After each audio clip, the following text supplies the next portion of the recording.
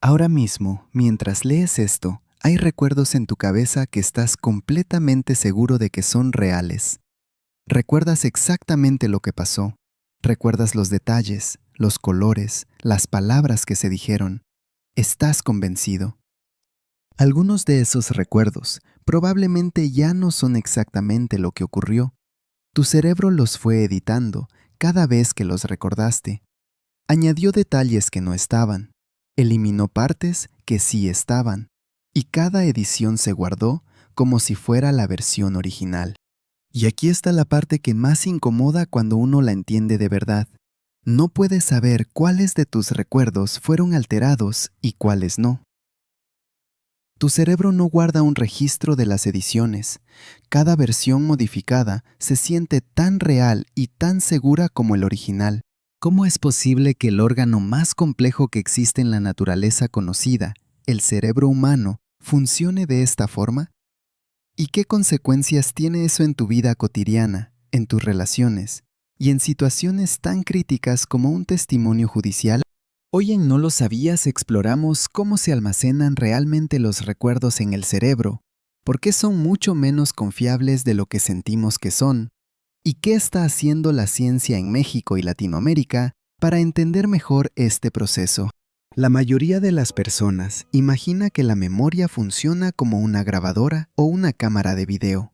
Algo ocurre, el cerebro lo registra y ese registro permanece ahí, disponible para reproducirse cada vez que queremos recordarlo. Esa imagen es completamente incorrecta. Los recuerdos no se almacenan como archivos digitales. Se almacenan como patrones de conexiones entre neuronas. Y cada vez que recuerdas algo, esas conexiones se reactivan, se modifican levemente y se vuelven a guardar. Es un proceso activo, no pasivo.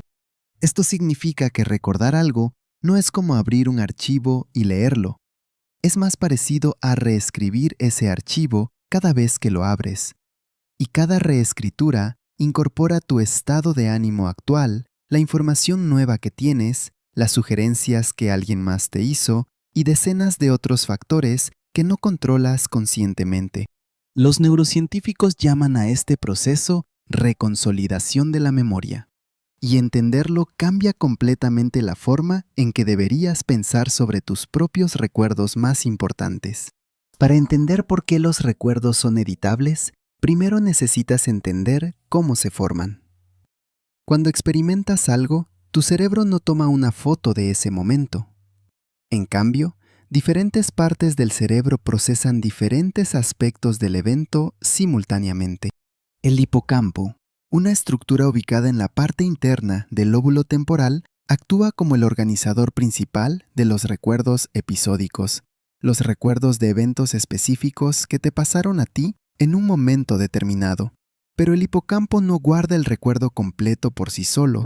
Lo que hace es crear vínculos entre las diferentes regiones del cerebro que procesaron distintos aspectos del evento.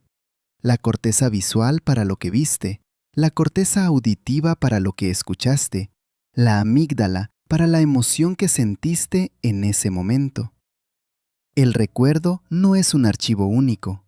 Es una red de conexiones distribuida por múltiples regiones cerebrales. Cuando recuerdas ese evento, el hipocampo reactiva esa red de conexiones, y es en ese momento de reactivación cuando el recuerdo se vuelve vulnerable a modificaciones. La ciencia llama a esto la ventana de reconsolidación. Un periodo breve después de recordar algo en el que el recuerdo puede ser alterado antes de que se vuelva a guardar. Es como un documento que solo puedes editar mientras está abierto. Mientras estás recordando, el recuerdo está abierto. En ese estado, cualquier información nueva que recibas, cualquier sugestión externa, cualquier emoción intensa que estés sintiendo, puede incorporarse al recuerdo antes de que se vuelva a guardar. Y lo más desconcertante de todo, una vez que el recuerdo se vuelve a guardar con la modificación incorporada, el cerebro no registra que hubo una modificación. La versión editada se siente exactamente igual de real y de segura que el original. En los años 90, la psicóloga Elizabeth Loftus realizó una serie de experimentos que cambiaron permanentemente la forma en que la ciencia entiende la memoria. En uno de sus estudios más famosos, convenció a participantes de que se habían perdido en un centro comercial cuando eran niños. Lo hizo de forma simple. Les presentó 4 recuerdos de su infancia, supuestamente proporcionados por sus familias. 3 eran reales. 1 era completamente inventado, el de haberse perdido en el centro comercial. Les pidió que intentaran recordar cada evento. El resultado fue perturbador. Entre el 25 y el 30% de los participantes no solo aceptaron que ese recuerdo falso era real, sino que comenzaron a agregar detalles espontáneamente. Describían cómo se sentían, cómo era la persona que los encontró, qué ropa llevaban puesta, detalles inventados sobre un evento que nunca ocurrió. Décadas después, la psicóloga Julia Shaw llevó este experimento más lejos. Logró que el 70% de los participantes universitarios de su estudio recordaran haber cometido un delito en su adolescencia, un robo o un asalto, que nunca ocurrió. Con suficiente sugestión estructurada, el cerebro construye recuerdos elaborados y convincentes de eventos completamente ficticios. Y aquí está la conexión directa con algo que todos usamos cotidianamente: los testimonios de testigos en juicios. Si el 70% de las personas puede ser llevada a recordar haber cometido un crimen que nunca cometió, ¿cuánta confianza debería tener un jurado en el testimonio de alguien que dice recordar con certeza lo que vio? En México, el Instituto Nacional de Neurología y Neurocirugía, Manuel Velasco Suárez, en Ciudad de México, alberga uno de los laboratorios de demencias más importantes de Latinoamérica, y parte de su trabajo está directamente relacionado con entender cómo la memoria falla, se distorsiona y eventualmente se pierde en enfermedades como el Alzheimer. Lo fascinante de la investigación sobre Alzheimer es que para entender cómo la memoria se pierde, los científicos primero necesitan entender exactamente cómo se almacena. Y lo que la investigación de esta institución, junto con equipos de Argentina, Colombia, Brasil, Uruguay y Perú, está revelando es que el proceso de almacenamiento de recuerdos es mucho más activo y mucho más frágil de lo que se pensaba hace apenas 2 décadas. En 2024, un estudio publicado en Nature Communications reveló algo que ni siquiera los neurocientíficos esperaban. Los recuerdos no solo se almacenan en el cerebro. Células no neuronales del cuerpo humano, células que no son neuronas, también demostraron capacidad de recordar patrones de estímulos y responder de forma diferente a ellos cuando se repetían de forma espaciada en el tiempo. Un científico mexicano, el Dr. Gerardo Martín González López, había señalado previamente en sus investigaciones sobre regeneración celular que las células tenían una especie de memoria biológica. El estudio de Nature Communications vino a darle una base científica verificable a esa idea, sugiriendo que el fenómeno de la memoria podría ser mucho más universal en la biología de lo que la neurociencia tradicional había asumido. Esto tiene implicaciones directas para el tratamiento del Alzheimer, que afecta a millones de familias en México y en toda Latinoamérica.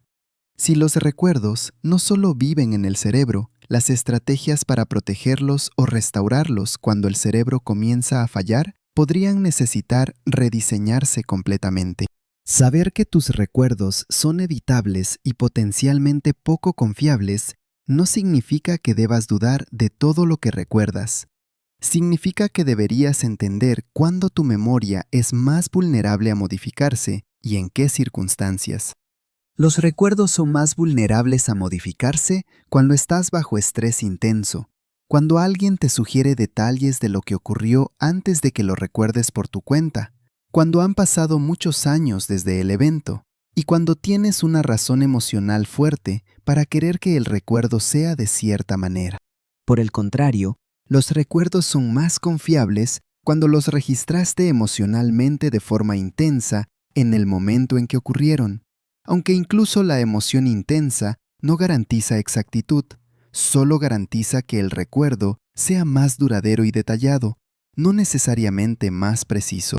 Y hay algo práctico que la neurociencia recomienda de forma consistente para proteger la calidad de tus recuerdos. Escribir lo que ocurrió lo más pronto posible después del evento, en tus propias palabras, sin consultar primero la versión de nadie más.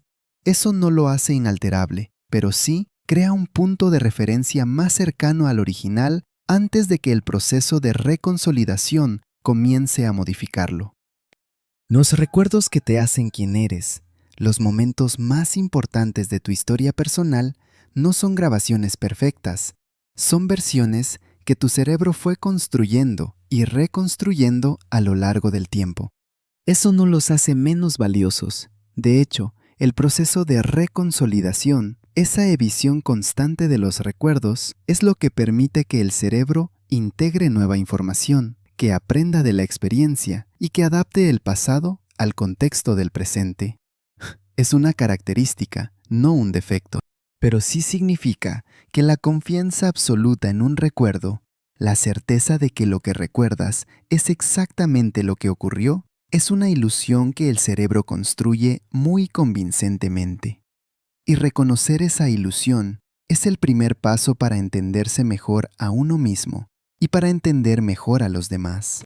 La próxima vez que tengas un recuerdo absolutamente seguro de algo que alguien más recuerda de forma completamente diferente, considera la posibilidad de que ambos tengan razón, que ambos estén recordando versiones reales para ellos, construidas a partir del mismo evento, pero editadas de formas distintas por cerebros distintos. Si este video te hizo ver tus propios recuerdos de forma diferente, suscríbete y activa la campana para que no te pierdas ningún video de No lo sabías. La próxima semana en No lo sabías, exploramos otra historia real que parece imposible. ¿Alguna vez tuviste un recuerdo que luego descubriste que no era exactamente como lo recordabas? Cuéntame en los comentarios. Nos vemos la próxima semana.